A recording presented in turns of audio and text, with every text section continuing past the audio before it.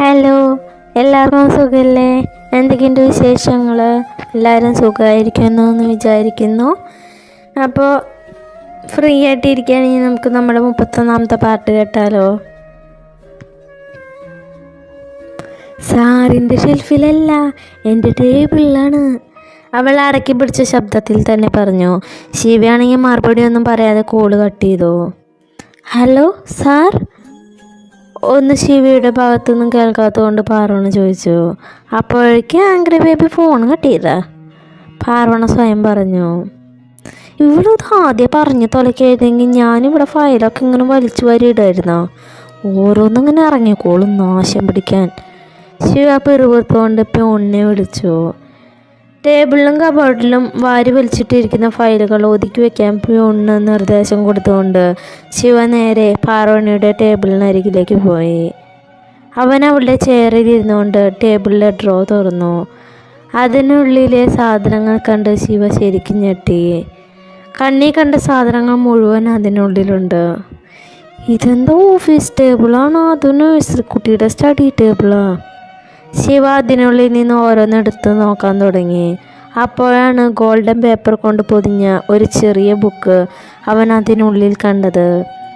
അവനൊരു സംശയത്തോടെ ആ ബുക്ക് എടുത്തു. ശേഷം ഓരോ പേജുകളായി നോക്കാൻ തുടങ്ങി. Some special persons in my life എന്ന് ബ്ലാക്കും കൊണ്ട് ആദ്യ പേജിൽ തന്നെ എഴുതിയിട്ടുണ്ട്. അതിൻ്റെ അടിയിലായി ഒരു ഹാർട്ടിൻ്റെ ചിത്രവും പെൻസിൽ കൊണ്ട് വരച്ചിട്ടുണ്ട്. ശിവ ആകാംക്ഷയോടെ അടുത്ത പേജ് മറിച്ചു. ഫോട്ടോകളായിരുന്നു അതിൽ മുഴുവൻ. രേവതിയും പാർവണയും ചിരിച്ചുകൊണ്ട് നിൽക്കുന്ന ഒരു ഫോട്ടോ. കുറച്ച് പഴയതാണ് എന്ന് ചിത്രം കാണുമ്പോൾ തന്നെ മനസ്സിലാവുന്നുണ്ട്. ചിത്രത്തിൻ്റെ താഴെയായി മൈ ഡിയർ ദേവൂട്ടി എന്ന് റെഡ് കളർ മഷി കൊണ്ട് എഴുതിയിട്ടുമുണ്ട്. ശേഷം അടുത്ത പേജ് മറിച്ചു. അതിലൊരു ഫാമിലി ഫോട്ടോ ആയിരുന്നു. പാർവണിയുടെ അച്ഛനും അമ്മയും അനിയനും അവളും ഒരുമിച്ച് നിൽക്കുന്ന ഒരു ഫോട്ടോ. അതിന് താഴെയായി മൈ ക്യൂട്ട് ഫാമിലി എന്ന് എഴുതിയിട്ടുണ്ട്. പിന്നീടുള്ള പേജുകളിൽ തനിക്ക് പരിചയമില്ലാത്ത ആരൊക്കെയായിരുന്നു. അതെല്ലാം അവൻ വെറുതെ മറച്ചു നോക്കി. കുറച്ചു കഴിഞ്ഞപ്പോൾ തനിക്ക് പരിചയമുള്ള ഒരു മുഖം അവൻ കണ്ടു. ചിരിച്ചുകൊണ്ട് നിൽക്കുന്ന കണ്ണൻ. താഴെയായി മൈ ഡിയർ ഫ്രണ്ട് കണ്ണൻ എന്ന് എഴുതിയിട്ടുണ്ട്. കണ്ണൻ എന്ന പേര് കേൾക്കുമ്പോൾ തനിക്ക് എപ്പോഴും മനസ്സിലൊരു ദേഷ്യം വന്നെന്നറിയും.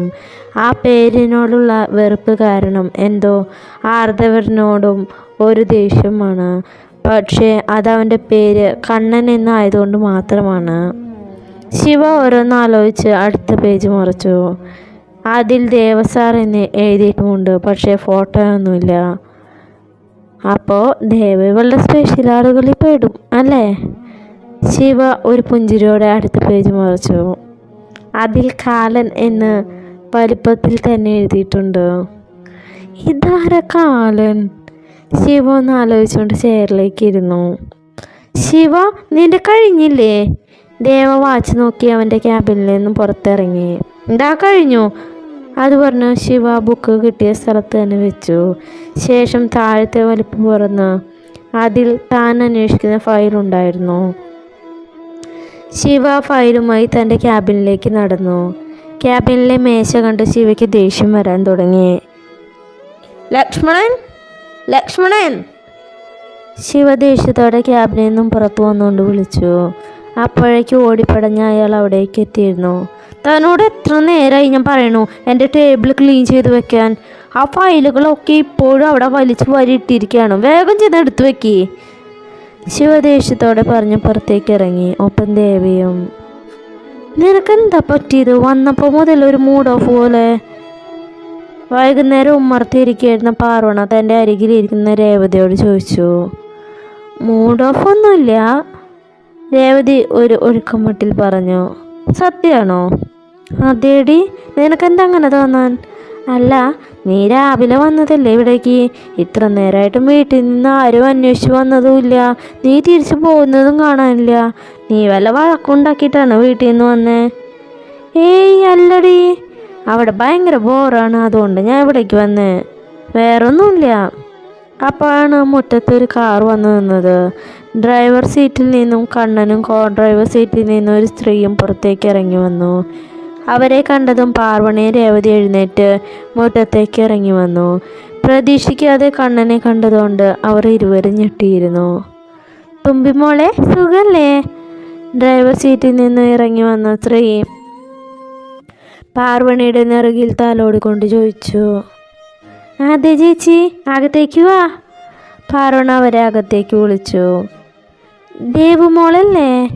ആ സ്ത്രീ രേവതിയെ നോക്കി ചോദിച്ചു. അവൾ പുഞ്ചിരിയോടെ അതെ എന്ന് പറഞ്ഞു. എന്നെ മനസ്സിലായോ? അവർ ചോദിച്ചു. ഇല്ല, ഞാൻ കണ്ണൻ്റെ അമ്മയാണ്. ആ സ്ത്രീ പുഞ്ചിരിയോടെ പറഞ്ഞു. ഞങ്ങൾ ദേവുവിൻ്റെ വീട്ടിൽ വന്നിരുന്നു. അപ്പോഴാണ് അറിഞ്ഞത് താൻ എവിടെയാന്ന്. കണ്ണൻ അവരുടെ അരികിലേക്ക് വന്നുകൊണ്ട് പറഞ്ഞു. ഇതാര് കണ്ണൻ്റെ അമ്മയാ? അകത്തേക്ക് വരൂ. നീ എന്താ തുമ്പി ഇവരകത്തേക്ക് പുറത്ത് നിന്ന് നിർത്തിയേക്കണം, അകത്തേക്ക് വിളിക്കാത്തേ? അകത്ത് നിന്നും വന്ന അമ്മ അത് പറഞ്ഞ് അവരകത്തേക്ക് വിളിച്ചു. അമ്മ വേഗം പോയി അവർക്കുള്ള ചായയുമായി വന്നു. ഞങ്ങളെ അഞ്ജുവിൻ്റെ കല്യാണം ക്ഷണിക്കാൻ വേണ്ടി വന്നതാ. അഞ്ജു രാമങ്കളുടെ മകളാണ്, അതായത് കണ്ണൻ്റെ അമ്മയുടെ ഏട്ടൻ്റെ മകൾ. അവർ എറണാകുളത്താണ് താമസം. അഞ്ജു ഡോക്ടറാണ്. കല്യാണം കഴിക്കാൻ പോകുന്ന പയ്യനും ഡോക്ടർ തന്നെയാണ്. പ്രണയവിവാഹമാണ് അവരുടേത്. ഞങ്ങൾ ദേവുവിൻ്റെ വീട്ടിൽ പോയി കല്യാണം ക്ഷണിച്ചിരുന്നു. അവിടെ അമ്മയും അനിയത്തി മാത്രമേ ഉണ്ടായിരുന്നുള്ളൂ. ആ സ്ത്രീ രേവതിയെ നോക്കിക്കൊണ്ട് പറഞ്ഞു. മറുപടിയായി അവളൊന്ന് തലയാട്ടി. ഇനി സമയം കളയുന്നില്ല, അടുത്ത ആഴ്ചയാണ് കല്യാണം. എറണാകുളത്ത് വെച്ച് തന്നെയാണ് കല്യാണവും റിസപ്ഷനും. എല്ലാവരും കുടുംബസമേതം വരണട്ടാ. കല്യാണ കാർഡ് പാർവണിയുടെ കയ്യിൽ കൊടുത്തുകൊണ്ട് കണ്ണൻ്റെ അമ്മ പറഞ്ഞു. ഈ സമയം കളയുന്നില്ല, അടുത്ത ആഴ്ചയാണ് കല്യാണം. എറണാകുളത്ത് വെച്ച് തന്നെയാണ് കല്യാണവും റിസപ്ഷനും. എല്ലാവരും കുടുംബസമേതം വരണട്ടാ. കല്യാണ കാർഡ് പാർവണിയുടെ കയ്യിൽ കൊടുത്തുകൊണ്ട് കണ്ണൻ്റെ അമ്മ പറഞ്ഞു. അയ്യോ ചേച്ചി, കുടുംബസമേതം വരാൻ പറ്റുമെന്ന് തോന്നുന്നില്ല. അന്ന് തന്നെയാണ് ഏട്ടൻ്റെ മകളുടെ കല്യാണവും, അത് ഒഴിവാക്കാൻ പറ്റില്ല. അതുകൊണ്ട് തുമ്പിയും ദേവും എന്തായാലും വരും, ചിലപ്പോൾ ആരും വരുമായിരിക്കും. അമ്മ അവരെ നോക്കി പറഞ്ഞു. അങ്ങനെയാണോ? എന്തായാലും മാക്സിമം ഒന്നും വരാൻ ശ്രമിക്കൂ കേട്ടോ. ഇതൊക്കെയല്ലേ നമ്മുടെ ഒരു സന്തോഷം. കല്യാണം ആയതുകൊണ്ട് കുറച്ച് തിരക്കില്ലായിരുന്നു. ഞാൻ എറണാകുളത്തായിരുന്നേ. രാമേണ്ണൻ എൻ്റെ ഒപ്പം കല്യാണം ക്ഷണിക്കാൻ ഇങ്ങോട്ട് വരണമെന്ന് വിചാരിച്ചിരുന്നയാ. പക്ഷെ വേറെ ചില തിരക്കുകൾ കാരണമാണ് വരാതിരുന്നത്. ഇവനാണെങ്കിൽ ഇന്നലെ വൈകുന്നേരം മുതൽ തുടങ്ങിയതാ തുമ്പിയുടെ വീട്ടിൽ പോകുന്ന കാര്യം പറയാൻ. മനുഷ്യനൊരു സമാധാനം തരുന്നില്ലെന്നേ. അമ്മ കണ്ണനെ നോക്കി പറഞ്ഞു. കണ്ണൻ അമ്മയെ നോക്കി പേടിപ്പിച്ചു. അല്ല, ആരും തുമ്പിയുടെ അച്ഛനെവിടെ? കണ്ണൻ്റെ അമ്മ സംശയത്തോടെ ചോദിച്ചു. അവർ രണ്ടുപേരും ടൗൺ വരെ പോയിരിക്കുകയാണ്. ആരോന് എന്തൊക്കെയോ വാങ്ങാനുണ്ടെന്ന്. ഒപ്പം അച്ഛനും പോയി. പാർവണിയാണ് പറഞ്ഞത്. എന്തായാലും ചേട്ടൻ വന്ന ഞങ്ങൾ വന്നതും കല്യാണം ക്ഷണിച്ച കാര്യമൊക്കെ പറയണട്ടാ. പിന്നെ കല്യാണത്തിന് 2-3 ദിവസം മുമ്പ് തന്നെ ഇവരെ രണ്ടുപേരെ അങ്ങോട്ട് പറഞ്ഞു പറഞ്ഞട്ടാ. അയ്യോ ചേച്ചി, ഞങ്ങൾക്ക് അങ്ങനെ ഓഫീസിൽ പോകണം, ലീവ് കിട്ടാൻ വഴിയില്ല. അത് തന്നെ തിങ്കളാഴ്ചയല്ലേ കല്യാണം. അപ്പം ഞങ്ങൾ ശനിയാഴ്ച വൈകുന്നേരം വരും, പാർവണ പറഞ്ഞു. അതൊന്നും എനിക്കറിയില്ല, അതൊക്കെ അഞ്ജുവിനോട് തന്നെ പറഞ്ഞോ. ഞാനിന്ന് ഇവിടേക്ക് കല്യാണം ക്ഷണിക്കാൻ വരുന്നുണ്ടെന്നും പറഞ്ഞപ്പോൾ ഇന്ന് തന്നെ ഞങ്ങളെയും കൂട്ടി വരാനാണ് അഞ്ജു പറഞ്ഞത്. ഞങ്ങൾ ശ്രമിക്കാം ആൻറ്റി, രേവതി അവരെ നോക്കി പറഞ്ഞു. എന്നാൽ ഞങ്ങൾ ഇറങ്ങട്ടെ, വേറെ 1-2 സ്ഥലത്ത് കൂടെ പോവാനുണ്ട്. അത് പറഞ്ഞ ആ സ്ത്രീ പുറത്തേക്ക് ഇറങ്ങി. നിങ്ങളിന്ന് വരുന്നുണ്ടോ തുമ്പി? കണ്ണൻ തുമ്പിയെ നോക്കിക്കൊണ്ട് ചോദിച്ചു. ഇല്ല, ഞങ്ങൾ നാളെ രാവിലെ വരുന്നുള്ളൂ, പാർവണ പറഞ്ഞു. നിങ്ങൾ വേണമെങ്കിൽ ഇന്ന് ഞങ്ങളുടെ ഒപ്പം വന്നോ, എന്തായാലും ഞങ്ങൾ അങ്ങോട്ടാണല്ലോ, കണ്ണൻ അവരെ നോക്കി പറഞ്ഞു. ഡാ കണ്ണ, അങ്ങോട്ട് വരാനുള്ള വഴിയൊക്കെ അവർക്കറിയാം. ഇനി നീയായിട്ട് കൂടുതൽ സഹായിക്കണ്ട. നിന്റെ മനസ്സിലിപ്പം എന്താണെന്ന് എനിക്കറിയാം, അമ്മ കണ്ണനെ ഒന്ന് ആക്കിക്കൊണ്ട് പറഞ്ഞതും പാർവണിയുടെ അമ്മ അത് കെട്ടി ചിരിക്കാൻ തുടങ്ങി. പക്ഷേ ഒന്നും മനസ്സിലാവാതെ നിൽക്കുകയായിരുന്നു തുമ്പി രേവതിയും. മതിയമ്മ മനുഷ്യൻ നാണം കടത്തിയത്, വാ നമുക്ക് പോവാം. അത് പറഞ്ഞ് കണ്ണൻ വേഗം തന്നെ കാറിനടുത്തേക്ക് നടന്നു. അവരോടെല്ലാം യാത്ര പറഞ്ഞ് കണ്ണനും അമ്മയും തിരിച്ചു പോയി. കണ്ണന് ശരിക്കും രേവതി ഇഷ്ടമാണോ? അങ്ങനെയാണെങ്കിൽ ഇവരുടെ കല്യാണം ഞാൻ നടത്തും. കണ്ണന് എൻ്റെ ഫ്രണ്ടാണ്, രേവതി എൻ്റെ ഫ്രണ്ടാണ്.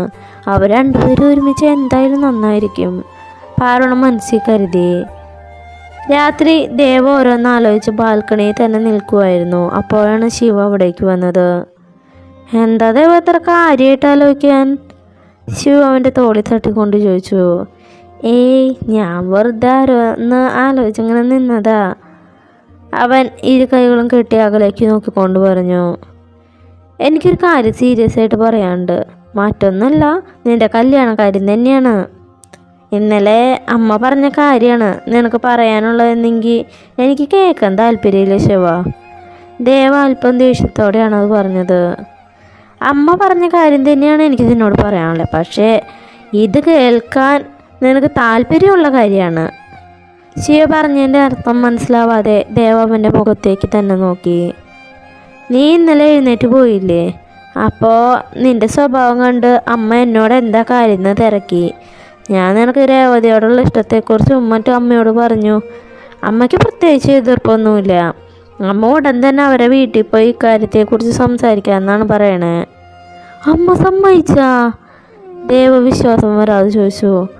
അതെ, എനിക്കറിയായിരുന്നു അമ്മ സമ്മതിക്കുമെന്ന്. അമ്മയ്ക്ക് മറ്റെന്തിനേക്കാളും നമ്മുടെ സന്തോഷമാണ് വലുത്. പിന്നെ നീ ഇങ്ങനെ വെറുതെ സമയം കളയണ്ട. നിൻ്റെ മനസ്സിലുള്ള കാര്യം നീ തന്നെ രേവതിയോട് തുറന്നു പറയണം.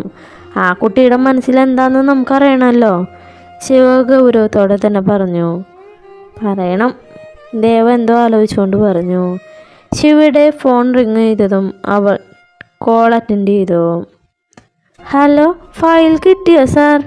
മറുഭാഗത്തു നിന്നുള്ള ശബ്ദം കേട്ടതും അത് പാർവണിയാണെന്ന് ശിവയ്ക്ക് മനസ്സിലായി. രാവിലെ ചോദിച്ച ഫയൽ കിട്ടിയോന്ന് ഇപ്പോഴാണ് നീ അന്വേഷിക്കണേ? ശിവ ഗൗരവം വിടാതെ ചോദിച്ചു. അത് പിന്നെ ഞാൻ രാവിലെ മൊത്തം പറയുന്നതിന് മുമ്പേ സാറ് വേഗം ഫോൺ കട്ട് ചെയ്തില്ലേ. അപ്പം പിന്നെ ഞാനും അന്വേഷിക്കാൻ വന്നില്ല. അല്പം ദേഷ്യത്തോടെ തന്നെ പാർവണ പറഞ്ഞു. ഇത് ചോദിക്കാനാണോ നീ ഇപ്പോൾ വിളിച്ചേ? ശിവ ചോദിച്ചു. അതെ സാർ. എന്നാൽ ശരി വെച്ചോ. അത് പറഞ്ഞ് ശിവ കോള് കട്ട് ചെയ്തു. എന്താ ശിവ പാർവണയോട് നീ ഇങ്ങനെ ദേഷ്യത്തിൽ പെരുമാറണേ? അവൾ നിൻ്റെ സ്റ്റാഫല്ലേ, അപ്പോൾ കുറച്ച് സോഫ്റ്റായിട്ട് പെരുമാറിക്കൂടെ? ദേവ അവനോടായി ചോദിച്ചു. പറ്റില്ല, എനിക്ക് സോഫ്റ്റായിട്ട് ബിഹേവ് ചെയ്യാൻ അറിയില്ല, പ്രത്യേകിച്ച് അവളോട്. അവളെ കണ്ട അന്ന് മുതൽ എനിക്ക് അവളോട് ദേഷ്യമാണ്. അതെന്താ അങ്ങനെ? ദേവ സംശയത്തോടെ ചോദിച്ചു. അവളുടെ അഹങ്കാരം, അല്ലാതെ എന്താ. ഒരു പൊട്ടിത്തെറി സ്വഭാവമാണ് അതിൻ്റെ. ഒരു കിളി പോയ കേസ്. ശിവ ചെയറിലേക്ക് ഇരുന്നുകൊണ്ട് പറഞ്ഞു. വെറുതെ അല്ല നിന്നെ അവൻ കാലെന്ന് വിളിക്കണേ അല്ലേ? ഇതല്ലേ സ്വഭാവം? ദേവ പുറത്തു. കാലനാ? ദേവ പറയുന്ന കേട്ട് ശിവ ചോദിച്ചു. അതെ, കാലൻ തന്നെ. ദേവ അത് പറഞ്ഞതിന് ശേഷമാണ് രേവതി ഈ കാര്യം ശിവയോട് പറയരുതെന്ന് പറഞ്ഞ കാര്യം ഓർമ്മ വന്നത്. അവൻ അബദ്ധം പറ്റിയ പോലെ തലക്കിട്ട് സ്വയം അടിച്ചു. ആരാടാ എന്നെ കാലെന്ന് വിളിക്കണേ? ശിവ ദേഷ്യത്തോടെ ചോദിച്ചു. ആര് വിളിക്കാൻ? എനിക്കറിയില്ല. ദേവ അറിയാത്ത പോലെ പറഞ്ഞു. നീ കൂടുതൽ അഭിനയിക്കേണ്ട ദേവ. പറഞ്ഞു വ്യക്തമായിട്ട് ഞാൻ കേട്ടു. ആരാ എന്നെ കാലെന്ന് വിളിക്കണേന്ന്? ശിവ അവൻ്റെ കയ്യിൽ ബലമായി പിടിച്ചുകൊണ്ട് ചോദിച്ചു. നീ ഇങ്ങനെ ചെറിയ കാര്യത്തിന് കൂടെ ദേഷ്യപ്പെടാതെ ശിവ. വേറെ ആരുമല്ല, പാർവണ തന്നെ. അവൾ നിനക്ക് ഇട്ടിരിക്കുന്ന പേരാണ് കാലെന്ന്. ഇനി നീ ഇത് അവളോട് ചോദിച്ച് പ്രശ്നമാക്കാൻ നിൽക്കണ്ട. രേവതി എന്നോട് പ്രത്യേകം പറഞ്ഞാ നിന്നോട് പറയരുതെന്ന്, മനസ്സിലായ? അവൻ ചോദിച്ചു. എന്നാൽ ശിവ ഒന്നും മിണ്ടാതെ അവിടെ നിന്നും എഴുന്നേറ്റ് പോവുകയാണ് ചെയ്തത്. അപ്പോൾ നല്ലൊരു പാർട്ടായിട്ട് നാളെ കാണാം. എല്ലാവർക്കും നല്ലൊരു ദിവസം നേരുന്നു. Thank you.